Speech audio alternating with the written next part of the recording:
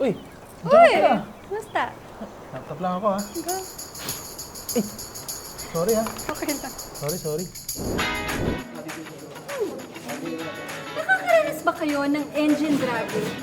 Low engine performance o pagkakaroon ng abnormal noise sa paggilid ng motor? Mukhang kulang sa CVT cleaning. Moto alaga tip, ugaling magpa-cleaning ng fuel injection at transmission. Welcome to CVT Cleaning 101. Ano nga ba ang CVT cleaning? Kailangan ng CVT cleaning para i-check na okay pa ang mga parts ng transmission natin. Ano nga ba ang tamang CVT cleaning? Kuya, pakita mo nga. Sa Motortrade, mabuting chine-check ng mga expert service technician namin ang parts tulad ng ball, slider, at belt. Dapat gawin ang CVT cleaning every 8,000 kilometers or every 6 months. Para sigurado ang kondisyon ng iyong motorcycle. At huwag mag-alala, sa Motortrade, mura lang ang magpa-CVT cleaning. Marami din kaming mga service package for you. Thank you, ah. Ngayon, punta naman tayo sa FI cleaning.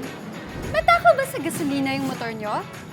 Weak engine response at hard starting ang makina?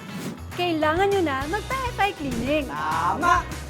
Ang FI cleaning ay ang paglinis ng ating fuel injection para walang bara. Chine-check ito every 12,000 kilometers or 1 year. Ano nga ba ang tamang FI cleaning? Kuya number 2, it's your turn. Pakita mo nga.